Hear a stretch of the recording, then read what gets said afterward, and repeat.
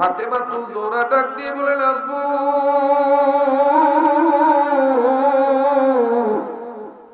আপনার তো কবরে কোনো সওয়াল জবাব নাই, আপনি কেন কান্দেন?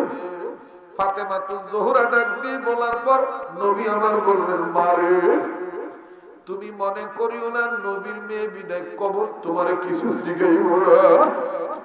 ও মা, এই কবরে কোন নেতার পরিচয় চলবে না, এই কবরে কোন বাবার পরিচয় চলবে না। ও মা, এই কবরে শুধুমাত্র আমলের পরিচয়। মাগো, আল্লাহ নবী দুই হাত উঁচু করলেন, দুই হাত উঁচু করিয়া দুই হাতের আঙ্গুল ফাঁক করলেন, ডাক দিয়ে বললেন, মাগো এই কবরে যদি কেউ আমল ছাড়া যায়, আমার দুই হাতের আঙ্গুল যেমন মিলিয়ে গেল। আল্লাহ নবী দুইটা হাতের আঙ্গুল ফাঁক করিয়া এক হাতের ফাঁক আঙ্গুলে আর এক হাতের ফাঁক আঙ্গুল ঢুকাইলে, ঢুকাইয়া চাপ দিয়া ডাক দিয়ে বললেন, বারে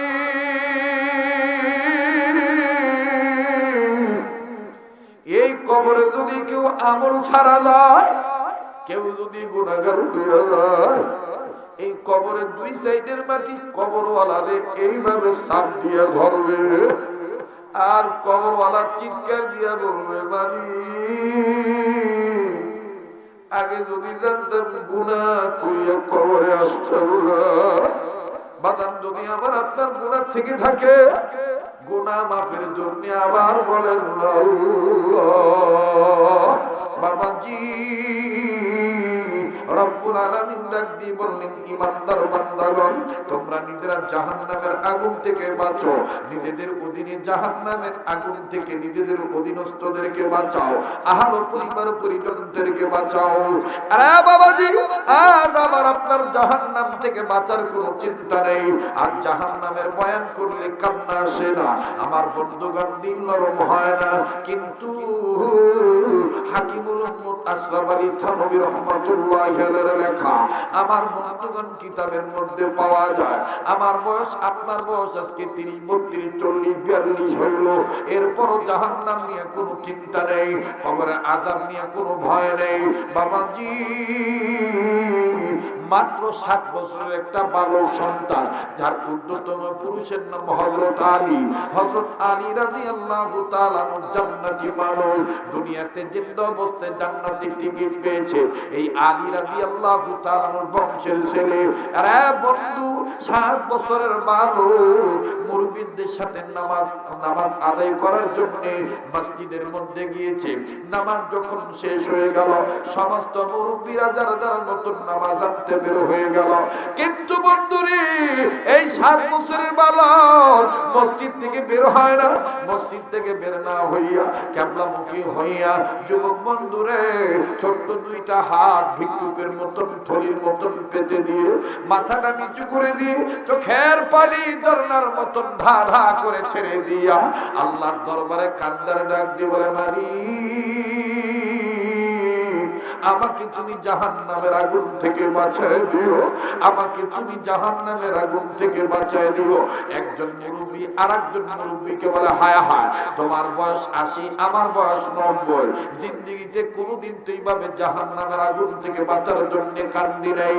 এই যে বালকটা দেখো, মাত্র বয়স 7 বছর, এর এখনো নামাজ ফরজ হয় নাই, এখনো বালেগ হয় নাই, এখনো দাড়ি গজায় নাই, এখনো উঠে নেই। এই 7 বছরের বালক কি বুঝা জাহান্নামের আগুন থেকে বাঁচার জন্য কান্দে। এক বুড়া আর এক বুড়াকে ডাক দিয়ে বলে, দাঁড়ান দাঁড়ান, এই বালকটা দেখতেছি আমাদের চর্ম চোখ নয়, বাতিনি চোখ খুলে দিল, এইভাবে মোনাজাতের মধ্যে কেন কান্দে?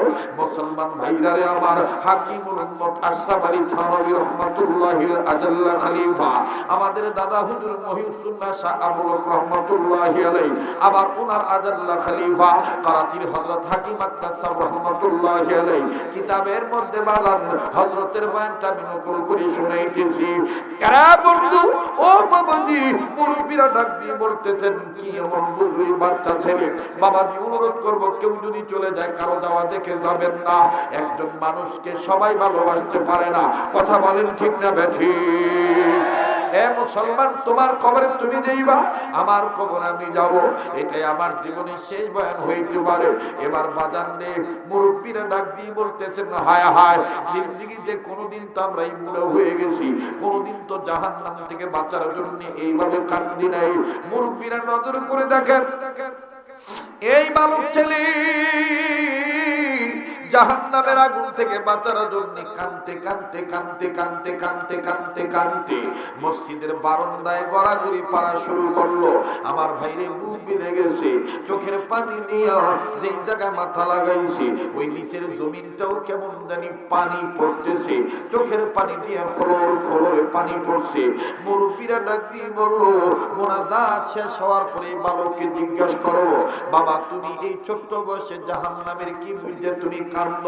তোমার তো এখনো নামাজ ফরজ হয় নাই, তুমি তো এখনো বালেগ হও নাই, কি বুঝে তুমি কান্দ? টাঙ্গাইলের বাইরা, কালীহাতির বাইরা, কেউ কোনো দিকে নজর নাই। একটু কবরের মুরাকাবা করো, একটু নিজের মনের বুঝাও। কার জন্য জানি জংলার বাস রেডি হয়ে গেছে, কার জন্য জানি কাপড়ে কাপড় তৈরি হয়ে গেছে, কার জন্য জানি বাইরে আমার বন্ধুরে জংলার বাস রেডি, কার পিছনে যিনি মালাকুল মউত দাঁড়ায় রয়েছে। আজকে তোমার আমার সামনে বাজানলে মউতের কথা বললে ভয় আসে না, কবরের কথা বললে চিন্তা আসে না, কিন্তু কিতাব খুলে দেখেন কিতাব প্রমাণ করে। আরে বন্ধু, আমার নবীজি মাঝে মধ্যে সাহাবায়ে কেরামের জামাতকে বলতে, ওগো আল্লাহর বান্দারা তোমরা মাঝে মধ্যে মরার আগে মরে যাইও। এটা বুখারী শরীফের ঘটনা। আল্লাহর নবী মাঝে মধ্যে বলতেন, ওগো আল্লাহর বান্দারা তোমরা মাঝে মধ্যে মরার আগে মরে যাইও। সাহাবায়ে কেরামের জামাতকে দেখে বলতেন, নবীজি গো, মানুষ আবার জিন্দা থাকতে মরার আগে কেমনে মরে বুঝে আসে না গো নবীজি। আমার নবী বলতেন, আল্লাহর বান্দা ও আল্লাহর বান্দারা মরার আগে কেমনি মরবা? মাঝে মধ্যে তোমরা আপন আপন চোখ বন্ধ করবা, সামনে তোমাদের আপন আপন কবর নিয়ে আসবা, আর এইভাবে মালিকের কাছে কেঁদে কেঁদে বলবা, আল্লাহ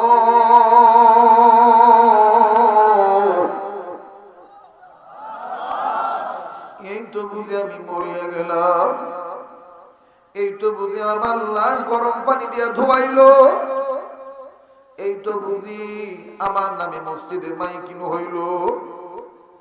বাইরে কেউ কারো দিকে কোনো নজর নেই।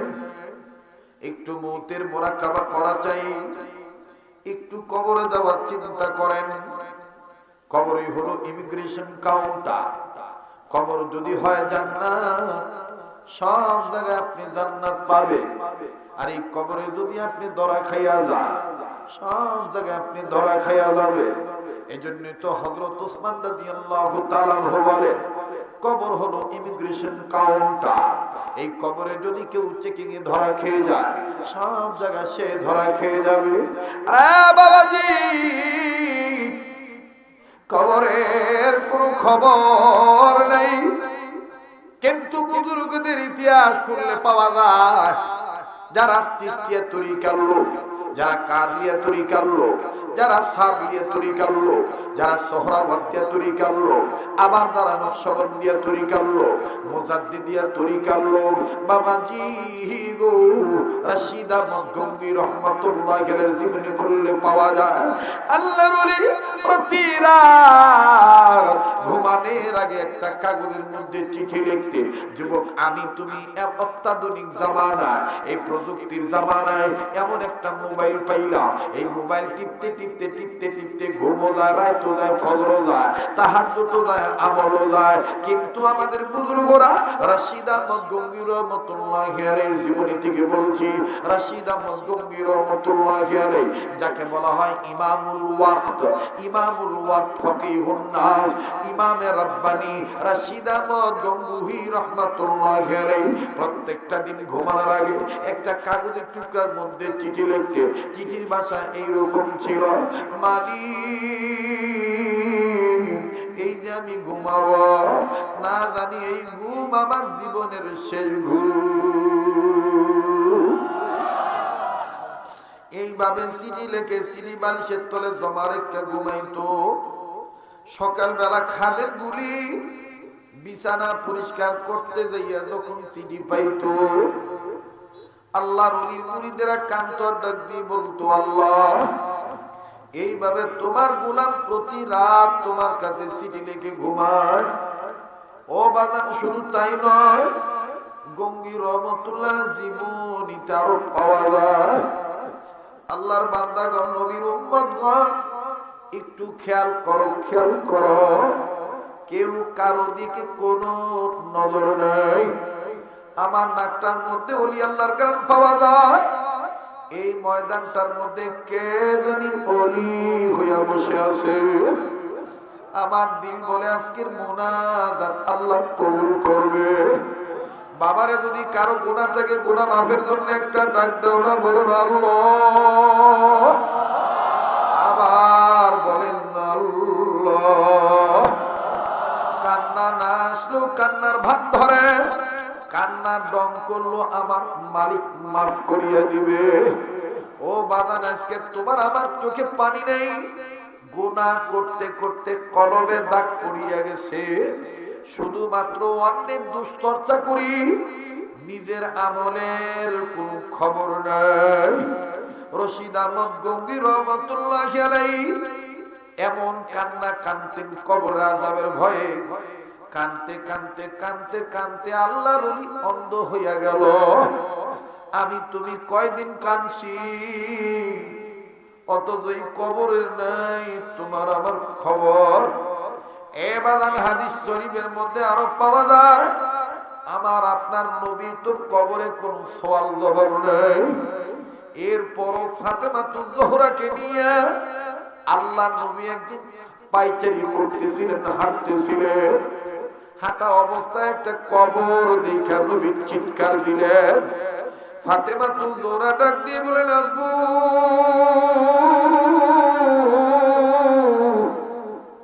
আপনার তো কবরে কোনো সওয়াল জবাব নাই, আপনি কেন কান্দেন? ফাতেমাতুজ জোহরা ডাক দিয়ে বলার পর নবী আমার বললেন, মারে তুমি মনে করিও না নবীর মেয়ে বিদায় কবর তোমারে কিছু জিগাইব না। ও মা, এই কবরে কোন নেতার পরিচয় চলবে না, এই কবরে কোন বাবার পরিচয় চলবে না। ও মা, এই কবরে শুধুমাত্র আমলের পরিচয়। মাগো, আল্লাহ নবী দুই হাত উঁচু করলেন, দুই হাত উঁচু করিয়া দুই হাতের আঙ্গুল ফাঁক করলেন, ডাক দিয়ে বললেন, মাগো এই কবরে যদি কেউ আমল ছাড়া যায়, আমার দুই হাতের আঙ্গুল যেমন মিলিয়ে গেল। আল্লাহ নবী দুইটা হাতের আঙ্গুল ফাঁক করিয়া এক হাতের ফাঁক আঙ্গুলে আর এক হাতের ফাঁক আঙ্গুল ঢুকাইলে, ঢুকাইয়া চাপ দিয়া ডাক দিয়ে বললেন, বাড়ি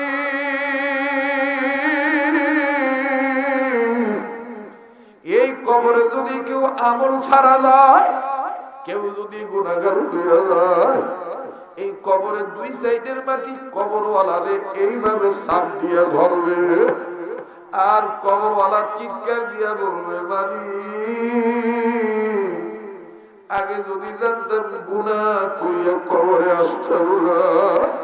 বাজান, যদি আমার আপনার গুনাহ থেকে থাকে, গুনাহ মাফের জন্য আবার বলেন আল্লাহ। দেন না যুবক, ডাক দাও না, বলো না আল্লাহ। যার আল্লাহ বলতে মজা লাগবে বুঝিয়ে নিও, আমার মাওলা তোমার মাফ করিয়ে দিবে। আবার একটা ডাক দেন না, বলেন আল্লাহ। ও মুজাহিদ ভাইয়েরা, ও আল্লাহর ওলির খাদেমেরা, বিভিন্ন হক্কানি পীরের মুরিদেরা, আশিকান জাকিরান আশিকিন জাকিরিন মুহিব্বিন সালেকিন, একটু নিজের মনকে বুঝাও। মন, কেন তোমার দিল নরম হয় না? এখান থেকে আমি আপনি কিন্তু চলে যেতে পারবো, গ্যারান্টি নেই। বাজানো আজকে অনেক দিন ধরে, প্রায় 3-4-5 দিন হলো বাসায় যাই না। আমার মেয়ে আমার ছেলে আমাকে ছাড়া ঘুমায় না। যত রাত্রই হোক বাড়িতে গেলে তারা আমার গলা ধরায় ধরে ঘুমায়। আজকেও দুপুর বেলা ছেলেটা আমাকে ডাক দিয়ে বলে, আব্বু আর কয়দিন পরে আসবা? আমাদের তো ঘুম ধরে না। আমি বললাম, আব্বু আজকে রাত্রে রওনা দেব।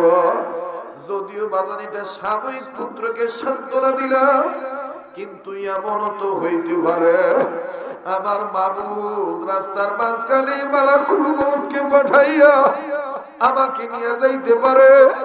আমার ছেলে, আমার মেয়ে, আমার চোখ মুখ বন্ধ দেখে চিল্লা বলতে পারে, মাগো আমার আব্বু কথা বলে না কেন? আমার আব্বু কেন করে না? আরে দুনিয়ার মায়ের পরিয়ার না বলছে। আমার বাইরে আমার নবীজি বললেন, মারে এই কবরে যদি কেউ গুনাহগার হইয়া যায়, কোন জাহান্নামের আগুন থেকে আল্লাহ আবার আপনারে বাঁচাইতে বলল? ওই 7 বছরের ছেলেটা কি বুঝা জাহান্নাম থেকে বাঁচার জন্য কান্দে। আমি অবশ্যই আপনাদেরকে বলছি, একটু খেয়াল করেন। দেখেন কষ্ট কইরা হইল মাছির মাথা পরিমাণে এক ফোঁটা চোখের পানি আনতে পারেন কিনা। ও বন্ধু, একটা ডাক দেন না, বলেন আল্লাহ। এতগুলো মানুষের ডাকে কেন আল্লাহ বলার মধ্যে আওয়াজ নাই? একটু কলবে ধাক্কা লাগায় বলেন আল্লাহ। মূর্খ আমি, নাদান আমি গুনাহগার,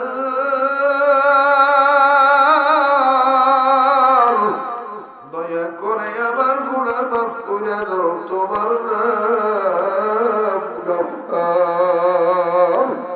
আল্লাহ আল্লাহ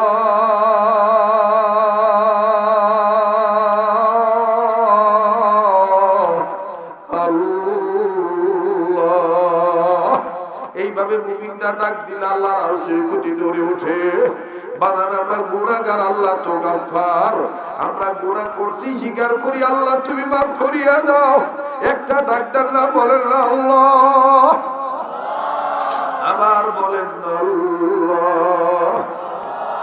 বাজান রশিদ আহমদ গঙ্গী রহমতুল্লাহ গেলে জীবনীতে পাওয়া যায়, আল্লাহর ওলি কবরে আযাব হয় কাঁদতে কাঁদতে যখন অন্ধ হয়ে গেল, মুরিদেরা কাছে যা ডাক দিয়ে বলে, হযরত জি যেইভাবে কবরে আযাব হয় কাঁদতে কাঁদতে আপনি অন্ধ হয়ে গেলেন, আপনি কি কোনোদিন নিজের চোখে কবর আযাব দেখছেন? আল্লাহু আকবার। বাজান যারা আল্লাহ ওয়ালাদের হাতে হাত রাখছেন তাদের অন্তরে বয়ানটা তাসির হবে। যারা বাতিনি সম্পর্ক আল্লাহ ওয়ালাদের সাথে রাখছেন তাদের এই বয়ান কাজে লাগবে। আর যারা এই জগতে নাই, অনুরোধ করবো একটু খেয়াল করো। রশিদ আহমদ গঙ্গী রহমতুল্লাহ আলাইহি বললেন, বাবারে আমার আল্লাহকে আমার কবর আযাব না দেখাইছে, আমি তো নিজের চোখকে দেখি এই বাঁচার জন্য কান্দি। আল্লাহর বান্দাগণ ডাক দিয়ে বললেন, আল্লাহর ওলি বিশ্বাস করি আল্লাহ ওয়ালাদের বাতিনি চোখ খোলা, তবে আমি আমরা আপনার কাছে জানতে চাই কোন দিন আপনি কবর আযাব দেখছেন, যদি আপনি আমাদেরকে একটু বলতেন আমরা ইবরত হাসিল করতাম, ঈমান আমল মজবুত করতাম। আল্লাহর ওলি রশিদ আহমদ গঙ্গী রহমতুল্লাহ ডাক দিয়ে বলেন, বাবারে তাইলে শোনো, আমি প্রায় কবর জিয়ারত করি, কারণ আমার নবী বলছেন কবর জিয়ারত করার মাধ্যমে গুনাহ মাফ হইয়া যায়। কবর জিয়ারত করার মাধ্যমে ঈমানের নূর বাড়ে, কবর জিয়ারত করার মাধ্যমে রিজিক বাড়ে, কবর জিয়ারত করার মাধ্যমে কবরের প্রস্তুতি নেওয়া হয়, কবর জিয়ারত করার মাধ্যমে আখিরাতের সামান গুছানো হয়। এই নিয়তে আমি প্রায় কবর জিয়ারত করি। একদিনের ঘটনা, একটা কবর জিয়ারত করার জন্য একদিন দাঁড়াইলাম, চক্ষুটা বন্ধ করিয়া যখন আমি সূরা কেরাত পড়া শুরু করলাম, ঠিক এনিমিন টাইম ওই কবর থেকে আমার গায়ে কেমন জানি গরম বাতাস লাগলো। এই গরম বাতাস লাগার পর আমি আমার মাবুদকে বললাম, আল্লাহ দুনিয়া কি কোই গরমি বাতাস নেই, এটা দুনিয়ার কোনো গরম বাতাস নয়, এটা কবরের আযাবের গরম বাতাস হবে। আল্লাহ গো, তুমি যদি আমার বাতিল চোখ খুলিয়া দিতা, আমি আমার কলবের চক্ষু দিয়ে দেখতাম লোকটা কবরে কোন হালতে আছে। আমার মাবুদ আমার বাতিল চোখ খুলিয়া দিল। আল্লাহু আকবার। আমি আমার কলবের চোখ দিয়ে যখন কবরের দিকে নজর দিলাম, নজর দিয়ে দেখি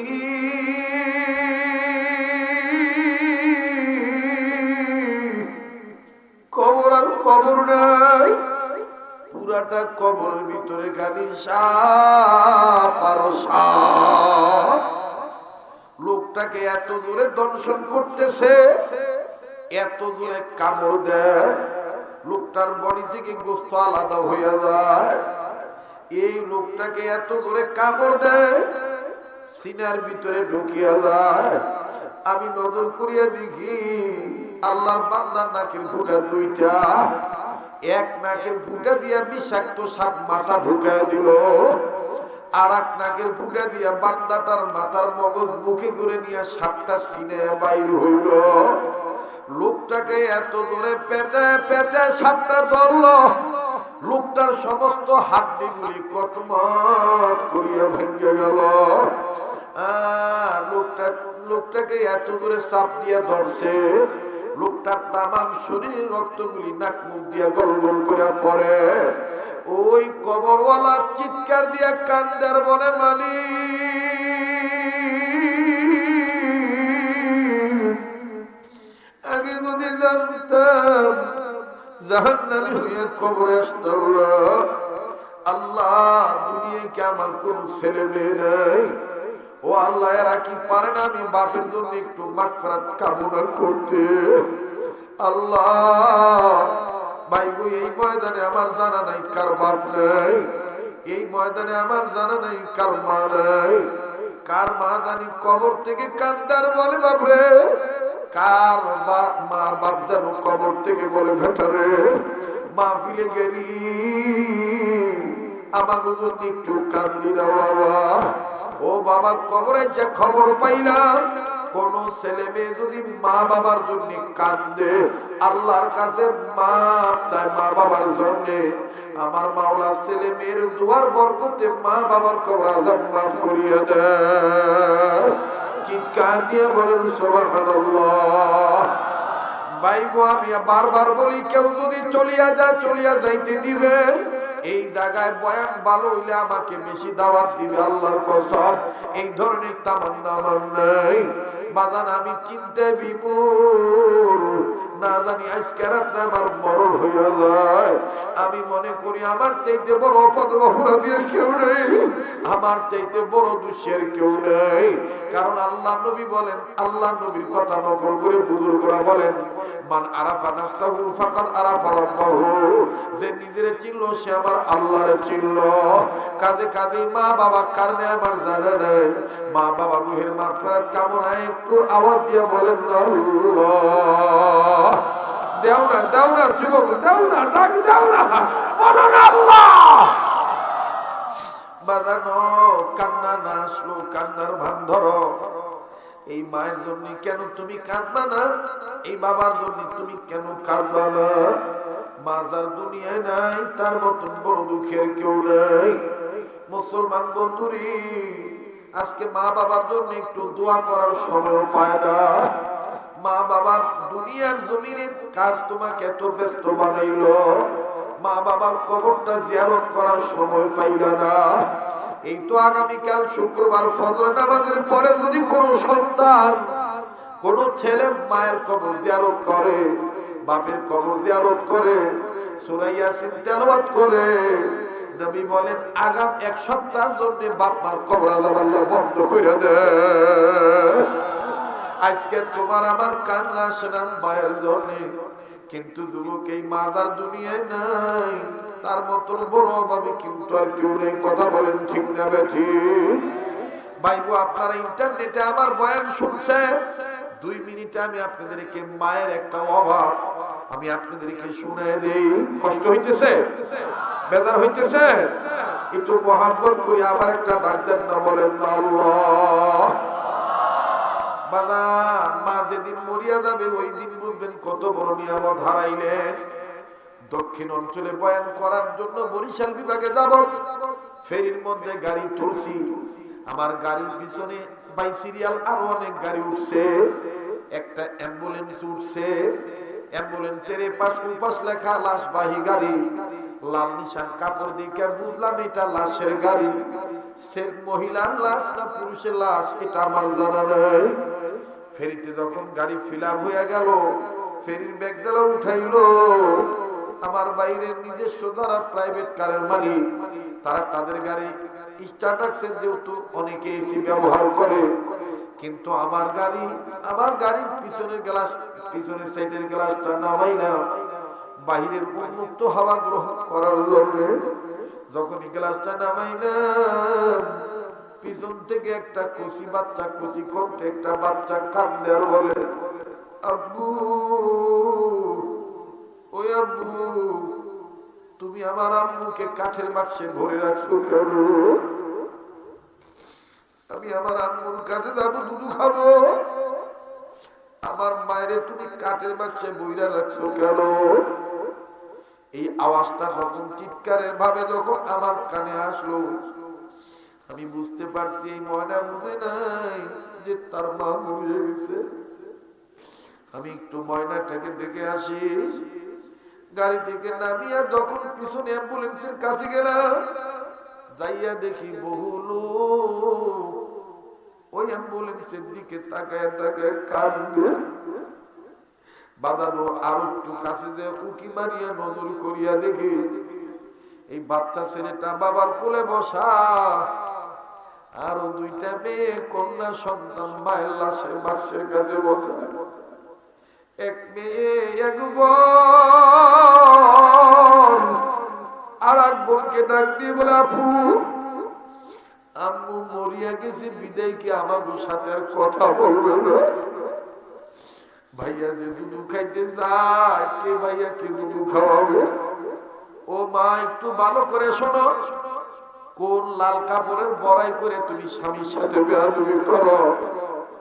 ও বোন, তুমি একটু খেয়াল করে শোনো, কোন গহনাগাটির দাপটে তুমি মানুষের সাথে অহংকার করো? এই দুনিয়া কিন্তু থাকার জায়গা না। আবার বাইরের দৃশ্যটা দেখে আমি নিজে ঠিক থাকতে পারলাম না। এইবারে বাচ্চাটা খালি কিছুক্ষণ পর বলে, আব্বু, আমি আমার আম্মুর কাছে যাব, দুধু খাবো। কখনো বাপের জড়ায় ধরে, আবার কখনো মায়ের লাশের বাক্সের কাছে হামাগুড়ি মারে। বাপ চিৎকার দিয়া বলে, মালিক আল্লাহ, আমারে তুমি এই কোন পরীক্ষা ভালাইলা? এবার বাদান 2 বোন ভাইটাকে চুমা দিয়া বলে, ভাইয়া, আম্মু নাকি মরিয়া গেছে। মরা মানুষ নাকি কোনোদিন কথা বলে না। এই ছেলেটা আরো জিদ করিয়া বলে, না, আমি আম্মুর কাছে যাবো, দুধ খাবো। এবার বাপ এই ছেলেটাকে বুকের সাথে মাথাটা জাতা দিয়া ধরিয়া বলে, বাবা রে, তোর মা নাই, তোর মা মরিয়া গেছে। এই বাচ্চাটা রাগ হইয়া বাপরে এত দূরে কামড় দিল আর এত দূরে খামচি দিয়া ধরলো।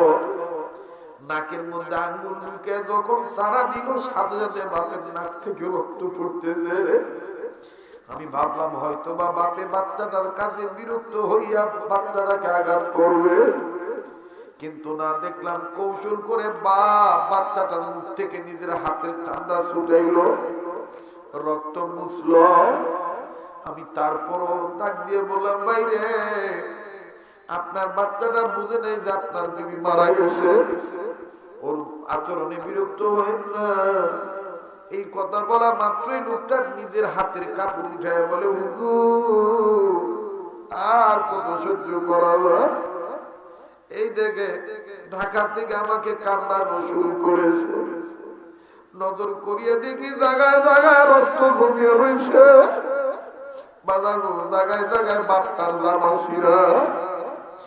এই লোকটা কান্দার ডাক দিয়ে বলে, হুজুর আপনাদের কাছে একটা দোয়া চাই, আপনার কাছে একটা দোয়া চাই, আল্লাহ যেন কোনদিন কোন সন্তানের কাছ থেকে বাপের আগে মায়ের যেন না নিয়ে যায়। কারণ মায়ের অভাব খালা ফুফু নানি দাদি মামি চাচি বাপ দ্বারা পূর্ণ হয় না। কাজী বাজান এই মা এই বাপ কার দুনিয়ায় নেওয়ার জানা নাই। এই মা বাপ কবর থেকে হয়তো বা কান্দার ডাক দিলে আজকে সুযোগ পাইছো তোমার রাত্রিতে, তাও কান্দোস না।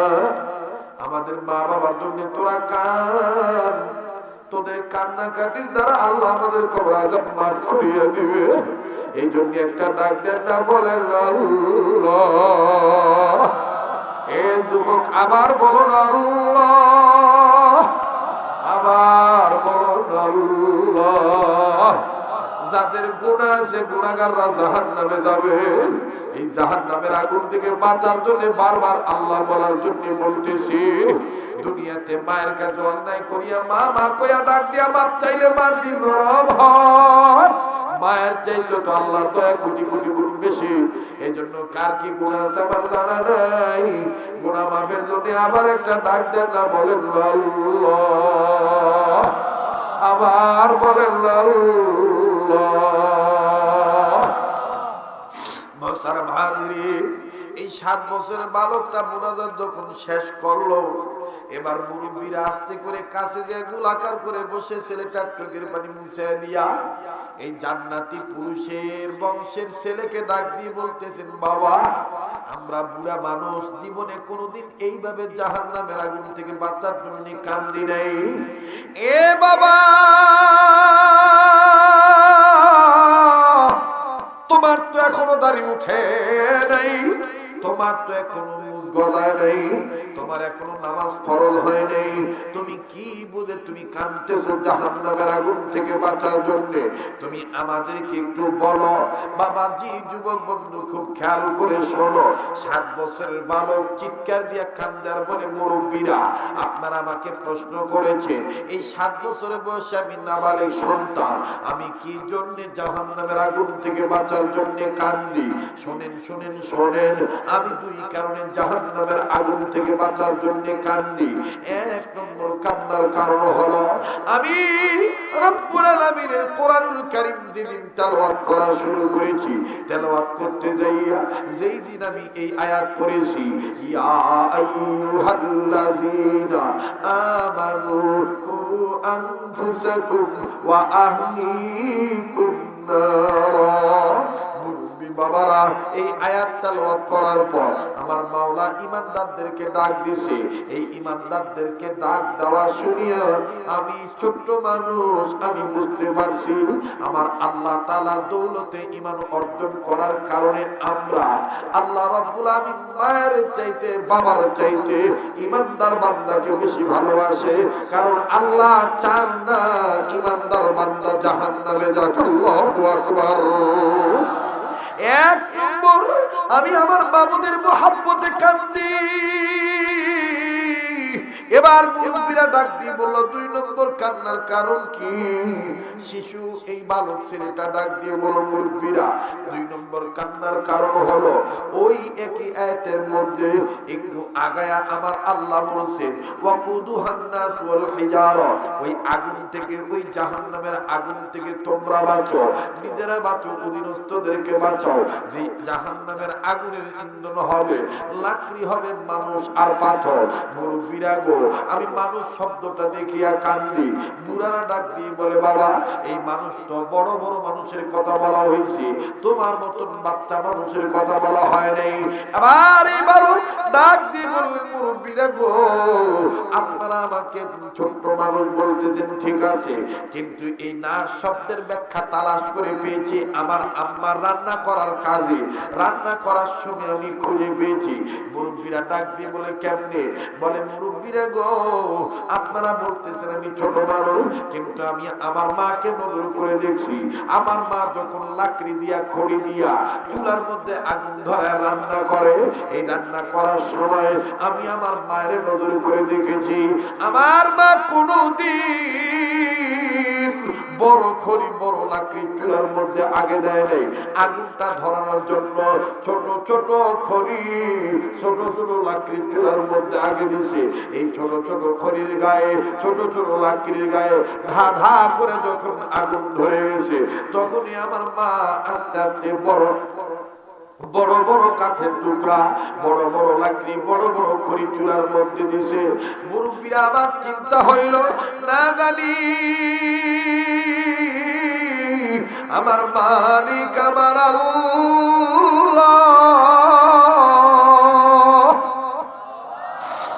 আমি ছোট্ট মানুষটাকে দিয়ে আগে জাহান্নামের আগুন গরম করে, এরপরে আপনাদের মতন বড় বড় মানুষ হয়তো বা নিতে পারবে।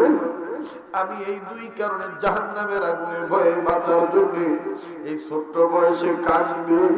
ওই অবস্থাতে ওই মুরব্বীরা ডাক দিয়ে বলে, বাবারে আমাকে, আমাদের হাত ধরিয়া তুমি তওবা করাও, তুমি আমাদের হাত ধরিয়া আমাদেরকে তওবা করাও, আমরা কোনদিন কান্নাকাটি বাদে থাকবো না।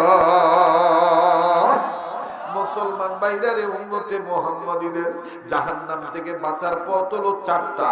এর মধ্যে 2 নম্বর হলো আলেমের ছাত্র হওয়া। আমি আর 10-15 মিনিটের মধ্যে কথা ফিনিশিং দিয়ে দোয়া করব। কে আমার বাইরে কেউ কারো দিকে কোনো নজর নেই। জাহান্নামের আগুন থেকে উম্মতে মুহাম্মাদীদের বাঁচার পথ পদ্ধতি হলো 4টা। নাম্বার 1 আলেম হওয়া, নাম্বার 2 আলেমের ছাত্র হওয়া, নাম্বার 3 আলেমের কথা শোনা, নাম্বার 4 আলেমকে মহব্বত করা। এবার আসেন, আলেমের ছাত্র হইলেও আল্লাহ রাব্বুল আমিন ছাত্রের বাবাকে মাফ করিয়া দেয়। এই মাদ্রাসায় কারা ছাত্র দিয়েছে, পার্শ্ববর্তী মাদ্রাসায় কারা ছেলে দিয়েছে, মহিলা মাদ্রাসায় কারা মেয়ে দিয়েছে, কপাল দেখেন কত ভালো। আমার বাইরে ইমাম ফখরুদ্দিন রাজি রহমাতুল্লাহি আলাইহি তাফসীরে কাবীরের মধ্যে লেখে, আল্লাহর একজন পয়গম্বর, জরুরুল কদর পয়গম্বর, আল্লাহর নির্দেশে নিজের কর্মের দিকে যাচ্ছিলেন। প্রতিমধ্যে একটা কবর দেখলেন, এই কবরে ভয়ঙ্কর আযাব হইতেছে।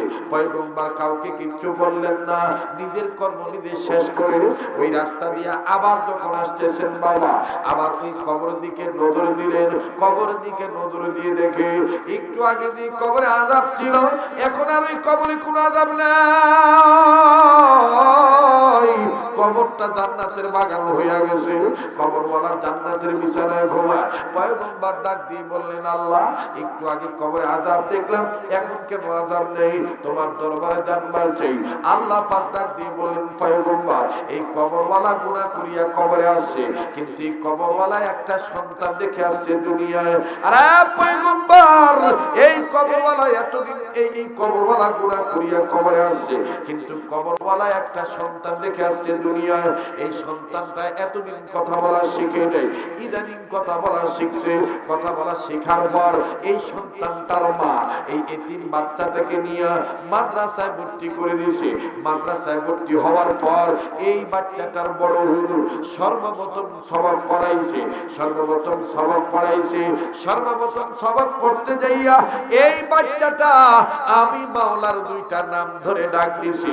যখনই আমি আল্লাহর দুইটা নাম ধরে ডাক দিছি, আমার আরশ খুশি হইয়া গেছে। আমি বাচ্চাটার খাতিরে তার বাবার কবর আযাব মাফ করে দিছি।